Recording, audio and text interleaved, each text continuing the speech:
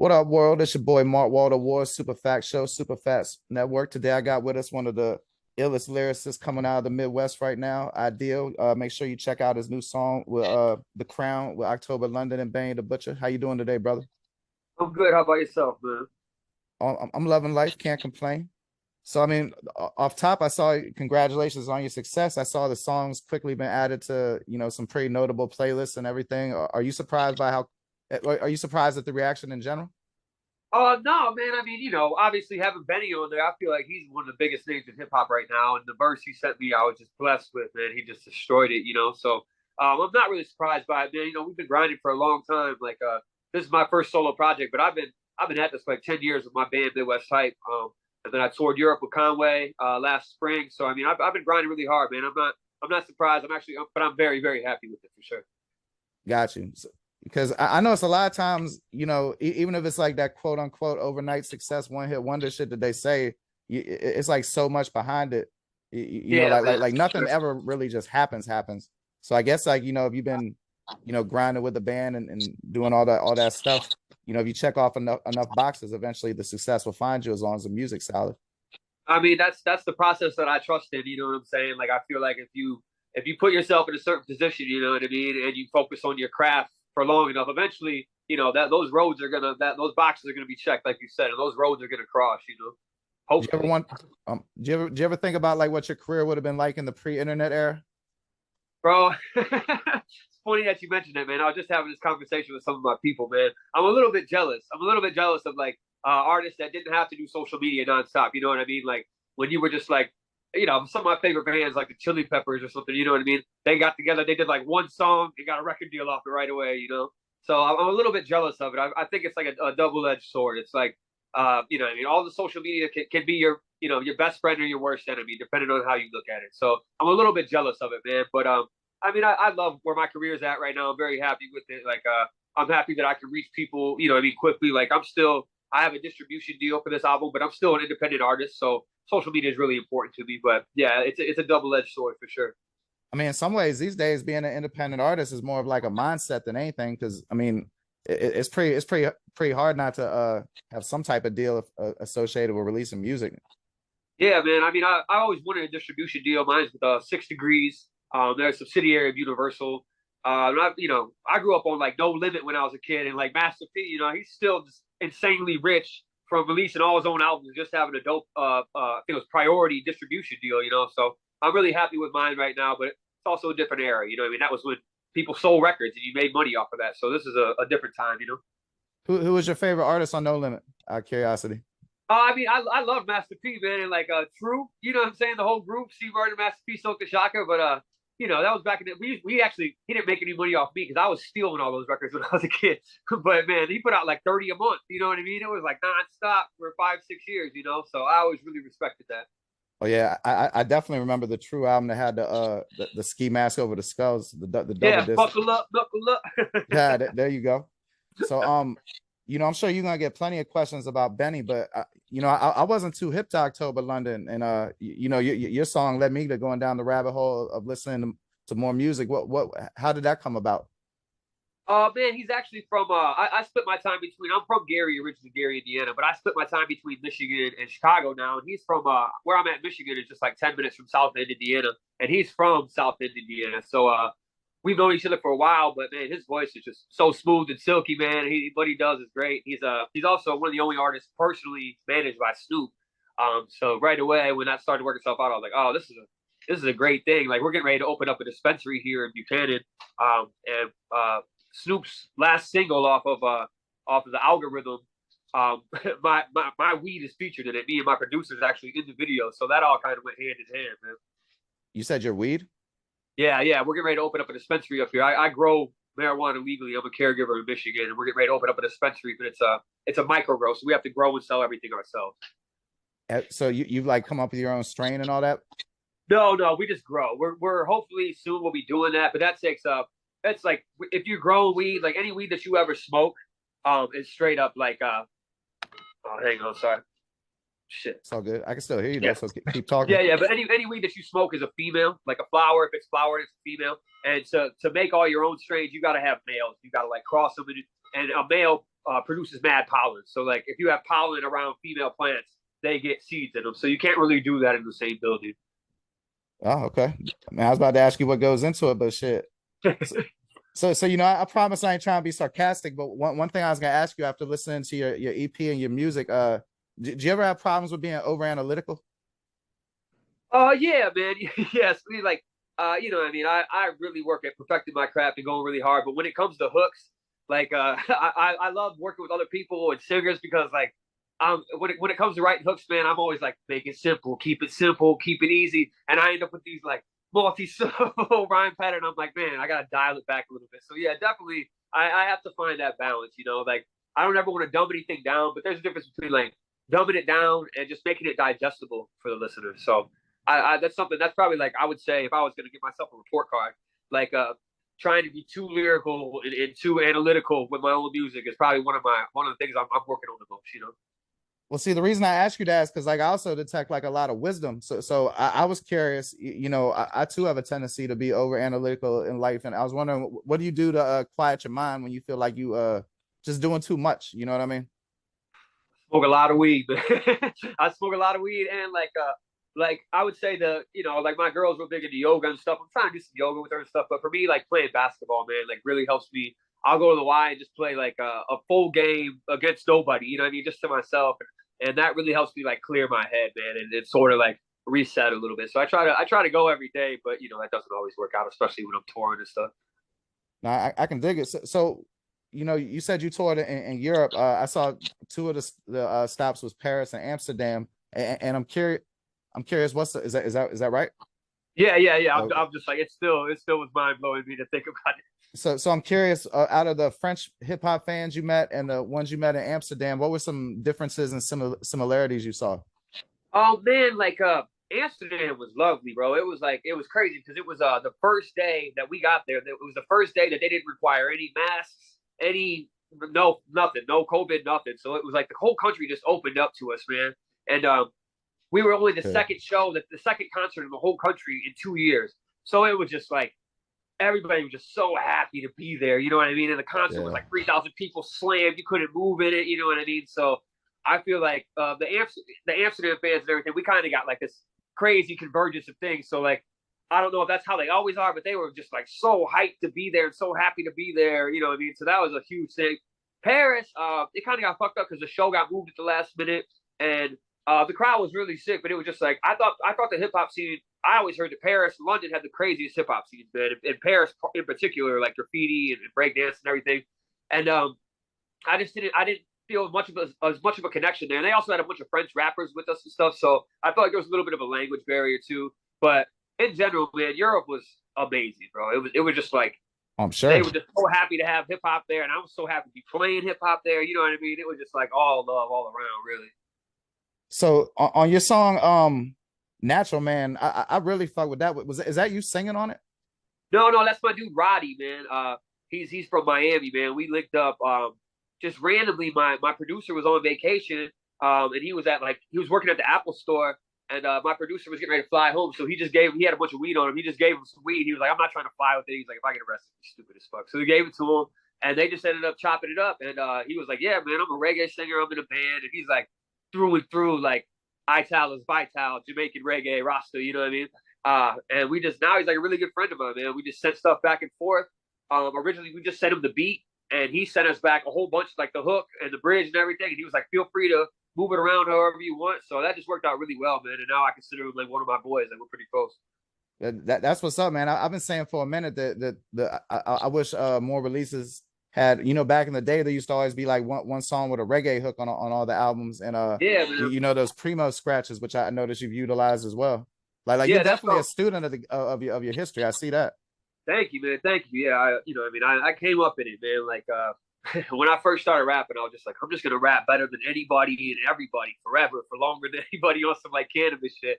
But you know what I mean? Like I've like slowly realized that like you know what brings people in and what draws them in is the hook, is the catchy bouncy beat, you know, and that's the hook to actually like hook them in, you know. Once you got them in, then you can open it up and release more ideas and be more lyrical with it. And so I really do enjoy working with other artists, especially reggae artists. Like the band that I'm in, Midwest Hype, is a reggae band, so it's like or like four on the floor reggae, you know. So I truly agree with that sentiment, man. Got you, man. I'm gonna have to check Midwest Hype out. Yeah, They're on there's a Spotify and all video that for good stuff, Natural right? Man. Say What's what? that? But there's a I video said for Natural Man as well. okay, and they're on Spotify and all that, right? Or y'all are We're on on Spotify? I everything. shouldn't Yep. say like. So you know, it's kind of stereotypical when people say, "What can you do as a solo artist? You can't do it a band." But I'm more curious from your performance mindset. How different is it from you know doing a live show with a reggae band or a mostly reggae band, like you said, to performing as a solo rapper? Well, I mean, I get a lot of pleasure out of both of them, man. But like with my band, we're a 7 piece, so we've got horns, we got keys, everything. So like when the Okay, band is on stage, when you're firing on all cylinders, man, it's one of the best feelings in the world, man. It's just this giant wall of sound that's like everything is in its right place and the EQ's right, and it's a completely different feeling, man. It's like, and it's also being on the road. The benefit of being with the band is like you're your own support system, you know. right. So it's like when you're on the road by yourself, you know, especially if you're just moving around by yourself, it's so much easier and less costly. But that's also like it can get lonely and it can get crazy, man. You know, what I mean, if you don't have the right group of people around you, if you're on the road by yourself, you can like start to lose your head, especially if you're on like a long tour. So there's different benefits to it. But by myself, man, just a DJ, you know, I live for that moment. I embrace it more. You know, I love rocking a mic, like making music in the studio. I think that's what the written and the recorded music is what's going to last the test of time. But like getting to play it for people and being on stage and getting to experience it with people, I feel like once you release it, it's not necessarily yours anymore. It becomes the listeners, you know. So it's like Yeah. being able to share that. I love it, man. I love being on stage and by myself when I'm just rocking a mic. You know, it's all eyes on me, and I relish those moments. Who that I would know their name when you said it? Do you think is most in need of a boom baptism? Man, I think man, just in general, man, like I feel like it's a good thing. You know, hip hop has grown and grown to this point where it's like the same thing that like rock and roll did. You know, it's split into like so many subgenres and different categories and stuff. But for me, I feel like the youth, man, like the youth need a boom baptism. You know, they need to hear that, man. And I feel like a lot of you listen to kids these days that are on the charts that are huge, and they don't even know that like they've never even heard of Reasonable Doubt or Illmatic or anything. You know, they're like don't their music to them. You know, they're making like drill or something. They don't even like necessarily associate it with hip hop. So I feel like they definitely use a boom baptism. Man, definitely use a little bit of dip their ear in that water. You know what I mean?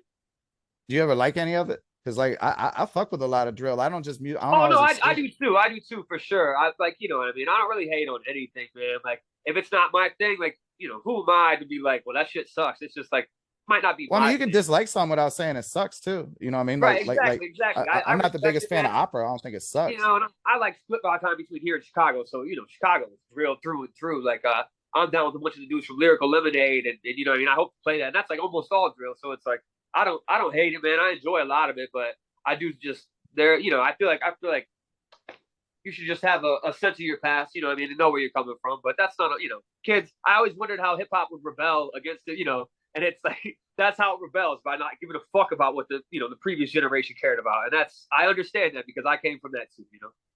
Damn, I never thought of that though. That's interesting. I wondered how That's hip how it hop goes, right? would You can't, rebel. to rebel, you have to hate the shit that came before you. You got to be like completely anti that shit in order to fucking be rock and roll in your generation. So I understood it.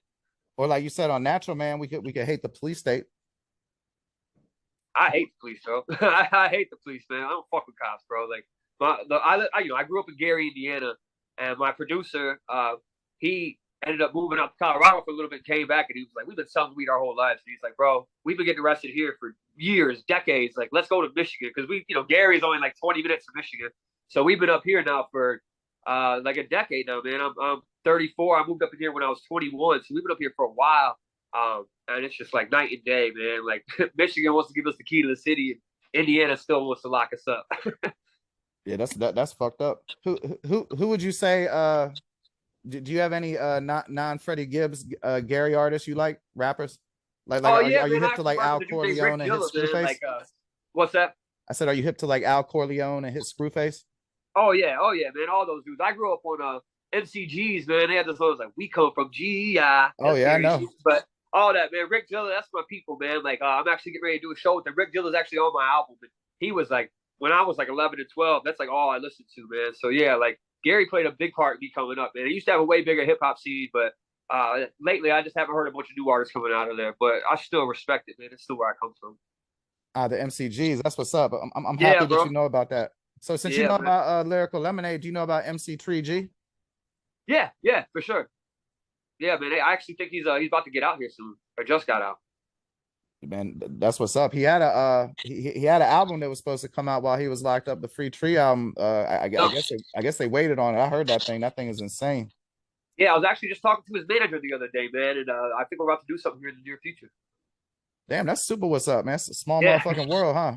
yeah, right. I mean, Chicago is a small world though, man. Like it's a giant city, but when you're in the scene and in the mix of it, you know what I mean. You're rubbing shoulders with the same people because it's most people like if they get real big, they leave Chicago, they go to L.A. or New York. But like if you're in the city, you're like constantly crossing paths with the same people, man. Let's say if someone's quote unquote uninvolved, what advice would you give them on how to move safely in Chicago? Like, let's say it's a college artist from like University of Maryland or some shit. Yeah.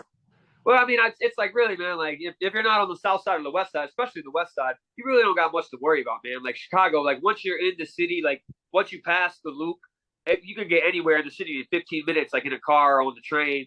And I mean, it's like I've never felt unsafe in Chicago, and I do be on the south and west side, but it's like, that was when I was a kid, and those were, I was doing a bunch of illegal shit, man. Out there just wilding, and it's like if you're not going to the south and west side, like if you're just going to the airport and going to play a show or something, you really don't got much to worry about, man. And also, what I mean? Just don't be talking heavy on some gun shit or, what I mean? Right. Trying to be somebody you're not. I don't think you got anything to worry about, man. Don't have no ridiculously rare hype beast shit on or nothing. Yeah, exactly. And don't be trying to fucking talk some shit about Chicago, you know what I mean? Or like, talk about shit that comes to the city, you probably get fucked up. But, you know what I mean? If you're just doing your thing, surviving, having a good time, man, like, you ain't got nothing to worry about. You know, I was pretty much done, but you jive interesting to me. I ain't gonna front. It wasn't what I expected. So with the basketball shit, do you watch basketball too? Oh yeah, man, I love basketball. I used to be really good, man. I dropped out of high school when I was in like ninth grade just because I was just fucking wilding, man. But it's like I like once I stopped playing, I stopped for a couple of years, but I really been getting back into it, man. And I love watching basketball, man. I'm trying to like go to a couple Bulls games here, be on some front row shit, man. I've never been on like courtside at the Bulls, and I'm like lately I'm Who would like, you want man, to see? my dream. Like What's that? like if the tickets was free, who would you want to see? Oh man, like I love Luca, man. They play Me the too. Mavericks here too, so I would love to see the Bulls play Luca, man. But really, I'm just hoping that we go pretty deep in the playoffs this year, man. Like Yeah. we got a nice team and everybody made it back. I thought we were gonna end up trading some people, so everybody made it back, and I think we got a good chance this year, man. I mean, I think y'all might get the second round, but if y'all made it to the conference finals, that'd That'd be be huge. hella impressive. Yeah, I agree. I agree. You think Patrick Williams is good or overrated? I love him, man. I love him. I love watching him. I'm just excited, man. It's like the past couple of years, like last year, I really got back into the Bulls. Like the front office always makes a bunch of bullshit decisions, but last year I was pleasantly surprised, and so I'm like, man, I think we really got a chance this year. And it's like it gets me excited, man, watching these dudes go out there every night. So I think it's a good thing for the city for sure. Do you know about like Kratom and Kava and shit like that? Yeah. What's your opinion on Kratom? I mean, I don't fuck with it, but it's like I feel like it's like I don't know. It's like the same. It's like CBD or some shit. You know what I mean? It's just like Oh no, it could, it's much different. but I mean, just in the way that it like it's like a placebo. Like if you think it helps you, it probably helps you. You know what I'm saying? Like if you tell yourself it helps you, your mind it probably does. You know what I mean? But there's no proven stats and it like CBD like cures epilepsy within children, and it really helps with Parkinson's. But like my mom takes it, and she doesn't really have anything wrong with her. She thinks it makes it feel better, and so because she thinks that, it probably does. You know what I mean? Word. I mean, well, the placebo effect's real. I mean, I can't It speak to really, like Kratom treat no disease or no shit like that. But I can tell you, like, if you take the green strain, the green mangja, and you take enough of them shit, you'll get like that sense of oneness you get like taking mushrooms and shit. I was talking about more on really. like getting like high type shit, but like psychedelics kind of. I mean, Yeah, not yeah, not man. I really because love it. you don't see shit, but like it's like almost like Xanax without none of the bad shit, but not Really, quite though. yeah, they sell it all around here, man. Like I know some people who take it, but they take it because like my one dude takes it because his knee's real fucked up, and he's like it helps with my knee really well, man. So what I mean, if it helps somebody, what I mean, I'm all for it. So There is stats on it though for helping veterans with opioid withdrawal. I'm sure it does, man. Like, and that's nothing but a good thing.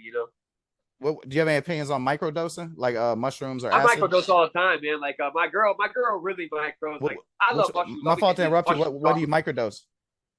These I've been getting these mushroom chocolate bars, so it's not really microdosing, but it's like there's like an eighth in a bar, like a Hershey's bar, and I eat like a square a day, and it's like it's not really micro. It's like I've been doing it recently, but I love mushrooms and acid and shit. So like I mean, I made a lot of it over Me my too. lifetime, but it's not like micro. It's not like a thousandth of a hit. You know, what I mean, it's more I like feel you. probably if there's an eighth, it's probably like a half a gram that I'm eating each day. You know, but it's if I eat like 2 or 3 bars, I'll start to trip a little bit. But I just eat one little chocolate bar. I just feel good. You know what I mean? My head feels good. My memory, everything feels good. So I've been doing that for the past couple of weeks actually. But I think it really does microdosing. Like I mean, according to like what like scientifically, I think it really helps people. Like my girl's been doing it. She loves it, man. You ever done it before you went to the Y?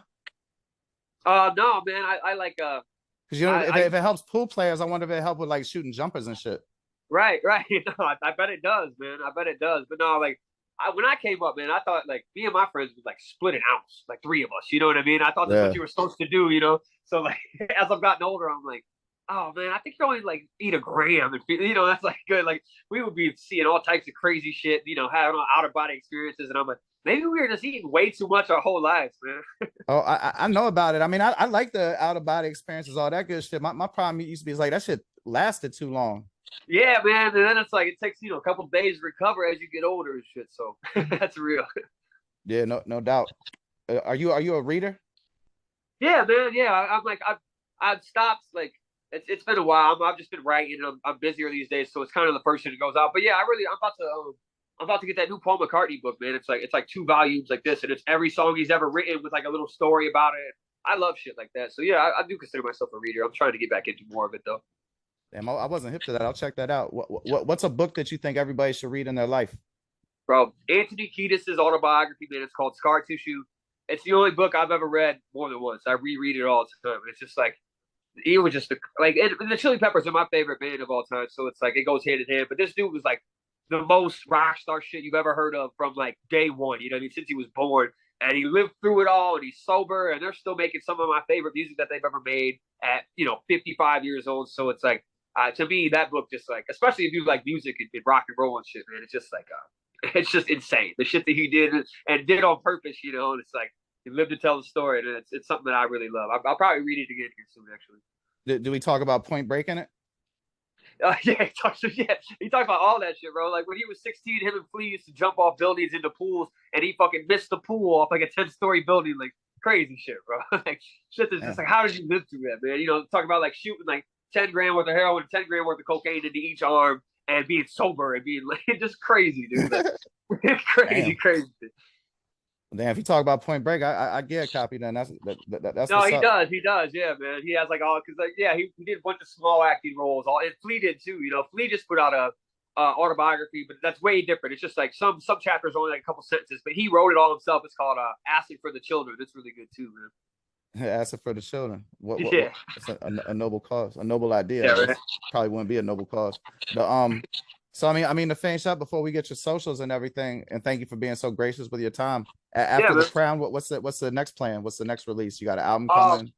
I'm playing a show on the 18th in Tempe, Arizona at ASU with Benny. I'm opening up for him, and we're shooting the video for the Crown. So that should be out hopefully. I mean, right around Christmas. I'm aiming for maybe a little bit sooner, so everybody can pump through that. And then I'm releasing the whole full length album, Scatterbrain, first quarter, probably in January. We haven't set a date yet because we're still waiting to see what the single does. But I got features from Gift of Gab before he died. I got features from Nick Jenkins, like a bunch of my idols on there, man. Casual, Smash Rockwell, you know what I mean? So it should be a pretty big release, man. I'm excited for it. Yeah, damn, that is a dope feature list, Yeah, man, I appreciate it. no doubt. And finally, what's your socials and what's the best way to connect with you? You can find me across everything at my handles at Ideal MWH, like Midwest type. That's my band. So at Ideal MWH. And yeah, man, that's me on everything. On Twitter, Instagram, y'all can hit me up whenever you want to, man. I put a bunch of my weed stuff on Instagram too. So if y'all into that, you know what I mean? I try to switch it up and go back and forth a little bit because like I said, we're getting ready to open a dispensary. So it's about half music, half weed related shit. Yeah, man, feel free to hit me up. The album will be out January, Scatterbrain, and all my music's available across all platforms, man. That's a bet. Thank you so much for your time. Bro, thank you. I appreciate it, man. No doubt. You take it light, man. Yep. Peace. Welcome to the Super Facts Show on the Super Facts Network. I just appreciate you listening. So I'm not going to ask you to follow me on Instagram at Mark Waldo Ward. I'm not going to ask you to rate and review the show. I'm not going to ask you to subscribe to it. Thank you for your time.